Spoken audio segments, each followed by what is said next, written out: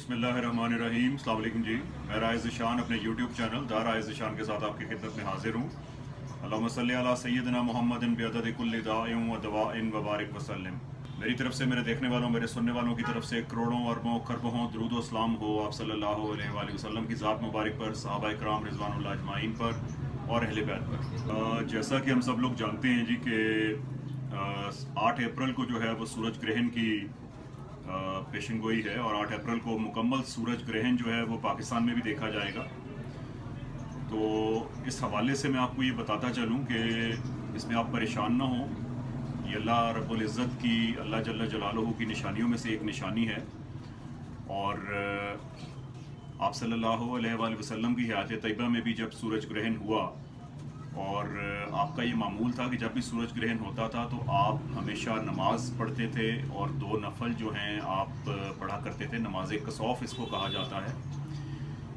तो इसका तरीका जो अहादीस मुबारका से मसनून साबित है वो ये है कि आप 2 नफल पढ़ें नमाज कसौफ के, और उसमें आपने जो भी आपको कुरान पाक की लंबी से लंबी सूरा मुबारका जो याद हो आप उसको पहली रकत में पढ़ें।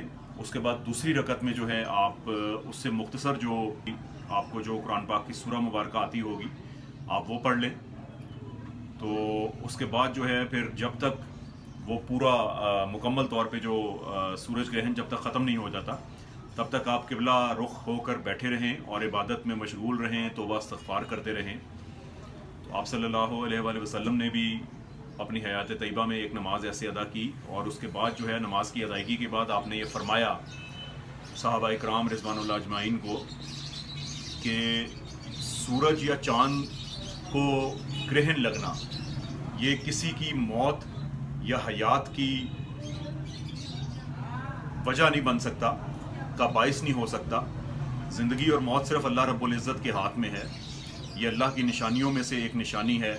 तो इसमें से तुम सिर्फ इसको देखकर नमाज कसौफ अदा करो और अल्लाह अपने रब्बुल इज़्ज़त से, अपने रब से तौबा इस्तग़फ़ार करो। तो अब 8 अप्रैल के बाद क्या होगा, कैसे होगा पता नहीं। वो ज़लज़ले आएंगे, तूफ़ान आएंगे, फ़लाना होगा, ये होगा, ये जो कह रहे हैं उनको कहने दें। आप सिर्फ आप सल्लल्लाहु अलैहि वसल्लम की बातों पर ध्यान दें, कुरान पाक के तालीमात पे ध्यान दें जो अल्लाह रब्बुल इज़्ज़त ने फरमाया है, जो अम्मा आयशा से साबित है, जो सहाबा इकराम रिज़वानुल्लाह अजमाइन से साबित है, जो अहले बैत से साबित है। आप सिर्फ उन चीज़ों को मानें।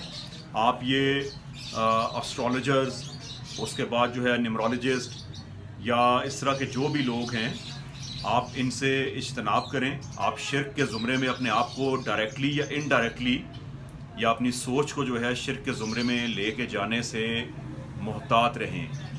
मैं आपको बड़ा हम्बल रिक्वेस्ट कर रहा हूँ कि आप इन चीज़ों से, शिर्क के ज़ुमरे में जाने से मुहतात रहें। जो होना है वो होकर रहेगा।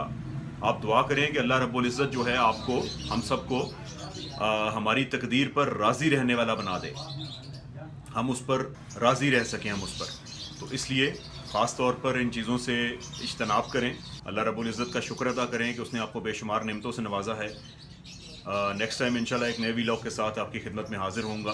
तब तक के लिए राइज़ ज़ीशान को इजाज़त दीजिए। अल्लाह हाफ़िज़।